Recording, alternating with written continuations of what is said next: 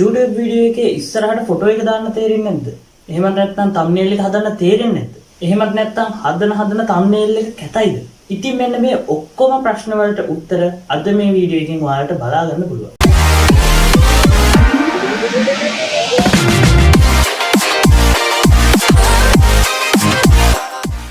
ඉතින් අදත් ඔයාලා හැමෝම පිළිගන්නවා DTFASTLK තාක්ෂණික පාරාදීසයට.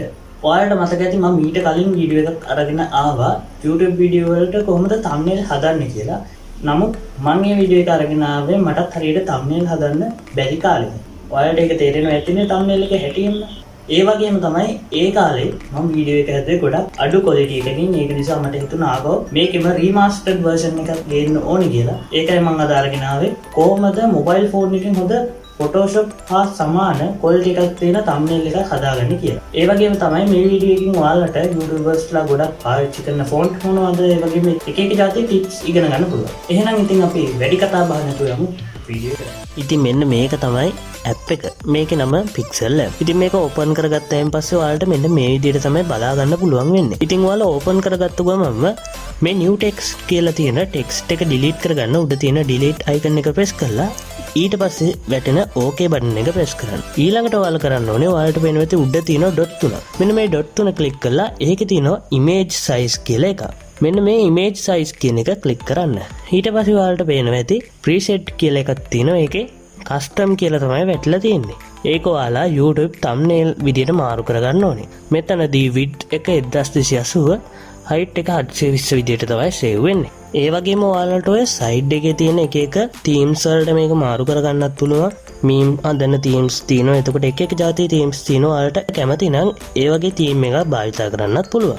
ඉතින් මේ thumbnail එක හදන්න ඔයාලා ඊළඟට කරන්න ඕනේ ඔයාලට පේන ඇති උඩ තියෙන dot 3. ඔයාලා මෙන්න මේ dot 3 click කරලා use image from gallery කියන එක click කරන්න. ඊට පස්සේ ඔයාලගේ gallery එක load වෙනවා. මෙතනින් ඔයාලා කැමති image එකක් තෝරගන්න. ඉතින් මම මේ විදියට පොඩි town එකක image එකක් තමයි තෝරගන්නේ. මේකේ background image එක විදියට. ඉතින් ඔයාලා ඊළඟට කරන්න ඕන දේ තමයි උඩ තියෙන ධන ලකුණ. මෙන්න මේ ධන ලකුණ click කරන්න. මේක click කරලා ඔයාලට එක එක text, shapes, stickers මේ වගේ ගොඩක් දේවල් add කරගන්න පුළුවන්. ඉතින් මෙතනින් මම add කරගන්නේ image එක. ඒක නිසා මම from gallery කියන එක click කරනවා. ඒක click කළා ඊළඟට මම යනවා gallery එකට. gallery එකට ගිහිල්ලා මම එතනින් මම කලින් හදපු thumbnails 3ක් add කරගන්නවා. හරි මම දැන් thumbnails add කරගෙන ඉවරයි. ඉතින් මම දැන් ගානට මේවා තියන්න ඕන තැන් වලට හදාගන්න තමයි යන්නේ. ඉතින් ඔයාලට පේනවා ඇති මම අන්තිමට ඇඩ් කරපු image එක අනිත් images දෙකටම වඩා උඩින් තියෙන්නේ. ඉතින් ඒක අපිට ඕන විදිහට හදාගන්න පුළුවන්. ඒක කරන්න ඔයාලා මේ උඩ තියෙන icon එක press කරන්න. ඊට පස්සේ ඔයාලට පේනවා ඇති පොඩි tools එකක්. එතනින් ඔය පැන්සලක් වගේ තියෙන icon එක press කරලා මෙන්න මේ icon එක press කරන්න. එතකොට ඒක අන්තිමට ඇඩ් කරපු photo එක විදිහට layer එකේ උඩටම එනවා. ඉතින් ඒ වගේම ඔයාලට ඒක පිටිපස්සට යවන්නත් පුළුවන්. ඉතින් මම මේ විදිහට මම කැමති තැන් වලට මේක position කරගන්නවා.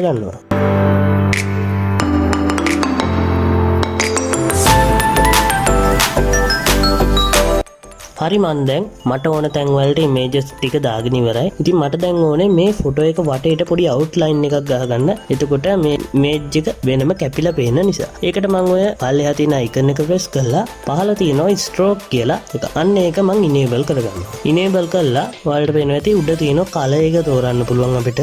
ඉතින් ඒ විදිහට මම white color එකම ඒ විදිහට තියෙන්න ඇරලා මට ඕන ගානට outline එක ලොකු කරගන්නවා. ඒ වගේම මම අනිත් images වල ඒ විදිහටම කරනවා. ඉතින් ඔයාලා මෙන්න මේ විදිහට image එකකට stroke එකක් දානකොට අනිත් images වලට මේ stroke එක ගැලපෙනවද කියලා පොඩ්ඩක් බලන්න. එතනින් ඔයාගේ thumbnail එකේ quality එක ගොඩක් වෙනස් වෙන්න පුළුවන්. හරි මම දැන් ඔක්කොම outline ටික හදලා ඉවරයි. ඉතින් මට දැන් පොඩි photo එකක් තියෙනවා download කරන්න. ඉතින් මේ photo එක download කරන්න යනකොට මම මේ project එක save කරලා තමයි යන්නේ. ඉතින් මේක save කරනවා. ඔයාලට මේ උඩ පේන save icon එක press කරලා save project කියන එක press කරලා ඊට පස්සේ ඒකට නමක් තියලා ඔයාලට පුළුවන් save කරගන්න. ඉතින් මම යනවා Google එකට. Google එකට ගිහිල්ලා එතන type කරනවා YouTube logo කියලා. ඉතින් ඒ විදිහට මම YouTube logo එක download කරගන්නවා. ඉතින් මෙතන ඔයාලට පේනවා ඇති එක එක જાතියේ logos ගොඩක් තියෙනවා. ඉතින් මෙතනින් මම තෝරගත්ත logo එක ඔයාලට පේනවා ඇති ටික වෙලාවක් යනකොට සුදු පාට තිබ්බ පසුබිම කොටු කොටු විදිහට load වුණා. ඉතින් මේ විදිහට මොකක් හරි image එකක් කොටු කොටු විදිහට load වුණා කියලා කියන්නේ ඒක transparent කියන එක. ඒ කියන්නේ ඔයාලා මේ image එක add කරාම ඒක අර කොටු කොටු විදිහට ආපු සම්පූර්ණ සම්පූර්ණ කොටසම විනිවිද පේනවා. දැන් මම ආපහු යනවා pixel lab එකට. ඊට පස්සේ උඩ තියෙන ධන ලකුණ ක්ලික් කරලා ආපහු from gallery වලට ගිහිල්ලා මේ YouTube logo එක මම project එකට add කරගන්නවා. ඊට පස්සේ ඔයාලට පේන ඇති අර කොටු තිබ්බ හැම එකම විනිවිද ගිහිල්ලා අපේ background image එක අපිට පේනවා. හරි ඉතින් මට ඕන තැනට මම මේ විදිහට YouTube icon එක position කරගන්නවා. ඊළඟට මම කරන්නේ උඩ තියෙන ධන icon එක press කරලා එතන තියෙනවා shapes කියලා. මේකෙන් පොඩි shape එකක් add කරගන්නවා. ඉතින් මම ඒක white color එකෙන් තමයි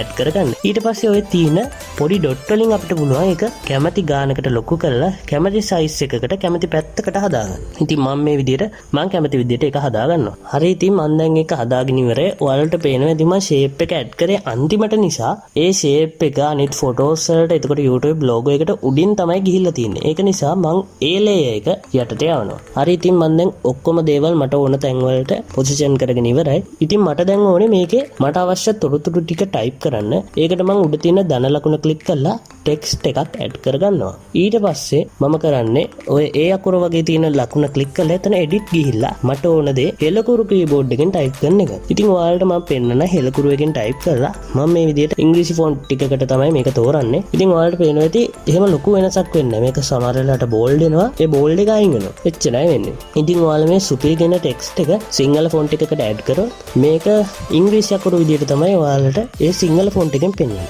මොකද ඔයාලා මේක Unicode විදිහට තමයි type කරේ. ඉතින් මම කියලා දෙන්නම් කොහොමද මේක සිංහල font විදිහට type කරගන්නේ කියලා. මේකට ඔයාලා Google එකේ ගහන්න Unicode to සිංහල කියලා. මේ විදිහට ගහුවම ඔයාලට මේ වගේ site බලා ගන්න පුළුවන්. මේකෙන් මම මෙන්න මේ සිංහල unicode.gihannet කියන එකට තමයි යන්නේ. මෙතන උඩ ගිහිල්ලා මම type කරනවා මට ඕන දේ Singlish වලින්. ඉතින් මම site එක download කරගන්නවා. එතකොට අපිට offline ඉන්න වෙලාවට මේක පාවිච්චි කරන්න පුළුවන්. හරි ඉතින් ඔයාලා මේක පාවිච්චි කරනවා. ඔය පල්ලෙහා ඔයාලට පේනවා ඇති Unicode කියලා එකක් තියෙනවා. ඒක සිංහල font කියලා දෙනවා. මේ Unicode කියන ටික එක ඔයාලා සිංහල font වලට මාරු කරගන්න ඕනේ. ඊට පස්සේ උඩ Singlish වලින් ඔයාලා කැමති විදිහකට මේක type කරන්න. ඉතින් මම සුපිරි කියලා මේ විදිහට type කරගන්නවා. ඊට පස්සේ මම කරන්නේ ඔයාලට පේනවා ඇති උතන තියෙන copy කියලා icon එක. අන්නේ copy කියන icon එක press කරලා pixel lab එකට ආවෝ ඒක අරගෙන එනවා. ඊට පස්සේ මම කරන්නේ එතනට ඒක paste කරන එක. ඉතින් ඔයාලට පේනවා ඇති ඒක ඉංග්‍රීසි font වල පෙන්නන්නේ මෙන්න මේ විදිහට. ඊළඟට මම යනවා font වලට. එතන තියෙනවා ඔයාලට පේනවා ඇති my fonts කියලා. ඉතින් YouTube කරන අය YouTube thumbnail නිර්මාණයට භාවිතා කරන ප්‍රධාන font වගයක් තියෙනවා. ඉතින් මම ඔයාලට කියන්නම් මොනවද ප්‍රධාන සිංහල font කියලා. Apex 47, FM බාසුරු, FM දෙරණ, FM එමනි, FM Gemunu, FM ගංගනි, FM සමන්ත, FM සංදියනි, සිංහ මෙත්සර, ඒ වගේම තමයි සිංහ සතර. මෙන්න මේ fonts ටික තමයි YouTubersලා තමන්ගේ YouTube වීඩියෝ වල සිංහල fonts විදියට භාවිතා කරන්නේ. ගොඩක් වෙලාවට. ඉතින් මෙන්න මේ fonts වලට download කරගන්න ඕන links මම description එකේ දාලා තියන්නම්. ඒ වගේම මම ඔයාලට දැන් පෙන්නන්න කොහොමද මේකේ color එක වෙනස් කරන්න කියලා. මෙන්න මේ අකුරක් වගේ තියෙන icon එක press කරාම පල්ලෙහාට යනකොට තියෙනවා color කියලා. මෙන්න මේ color කියන එක press කරායින් පස්සේ ඔයාලට කැමති color එකක් ඔයාලට තෝරගන්න පුළුවන්. ඒ වගේම ඔයාලට මේ text එකට මොකක් හරි outline එකක් දාන්න ඕන නම් ඔයාලට පුළුවන් ඒ icon එකේම පල්ලෙහාට යන්න. පල්ලෙහාට යනකොට අර වගේම තියෙනවා stroke කියලා. මෙන්න මේ stroke icon එක press කරලා ඒක enable කරලා ඔයාලට කැමති color එක තෝරලා ඒකට outline එක ඔයාලා කැමති විදියට හදාගන්න පුළුවන්. ඉතින් මම දැන් ඔයාලට ඒක add කරන්න කොහොමද කියලා දුන්නා. ඉතින් මට ඕන text ටික මම දැන් type කරන්න යන්නේ. ඉතින් අපි ඒවා ටක් ගාලා type කරගමු.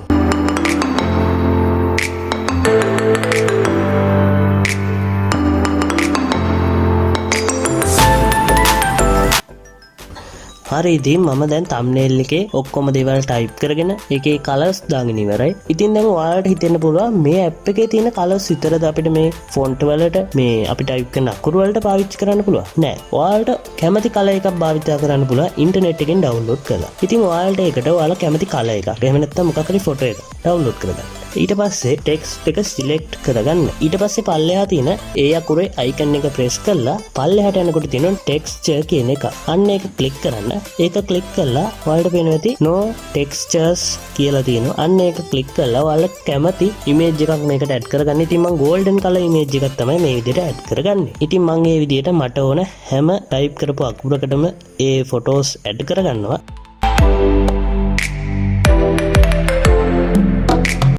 හරි ඉතින් මම දැන් මගේ thumbnail එක හැමදේම type කරලා කොම් විස්තර ටික දාලා මට ඕන විදිහට හැමදේම තියලා හදාගෙන ඉවරයි. දැන් මම මේක save කරන්න තමයි යන්නේ. මේක save කරන්න උඩ තියෙන save icon එක press කරලා එතන තියෙනවා පල්ලෙහා save image කියලා. මෙන්න මේක press කරන්න. ඊට පස්සේ උඩ තියෙනවා save to gallery කියලා. ඔයාලට තියෙන එක press කරන්න විතරයි. ඊට පස්සේ ඔයාලා ගිහින් බලන්න gallery එකේ මේක save වෙලා ඇති. ඉතින් අද අපි කතා කරේ කොහොමද මොබයිල් ෆෝන් එක භාවිත කරලා Photoshop හා සමාන හොඳ thumbnail එකක් ඩිසයින් කරගන්න කියලා. ඉතින් මේ වීඩියෝ එක හොඳ නම් අනිවාර්යෙන් like එකක් දාන්න. ඉතින් ගොඩක් අය කොහොම හරි thumbnail එක නම් ගේමක් ගහගත්තට ගොඩක් අයට බෑ මේ channel art කියන දේ හරියට හදාගන්න. ඉතින් channel art හදන විදිය ගැනත් මම ඊට කලින් වීඩියෝ එකක් අරගෙන ඉඳලා තියෙනවා. ඔයාලට ඕන නම් මෙන්න මෙතනින් එක ගිහින් බලන්න පුළුවන්. ඉතින් ඒකෙත් quality එක ගොඩක් අඩුයි. ඒක නිසා ඒ වීඩියෝ එකේ remastered version එක අලුතෙන් අරගෙන එනවා. ඉතින් ඔයාලට පුළුවන් මේ වීඩියෝ එක එනකම් subscribe කරලා තියාගන්න. එහෙනම් හම්බෙමු තවත් වීඩියෝ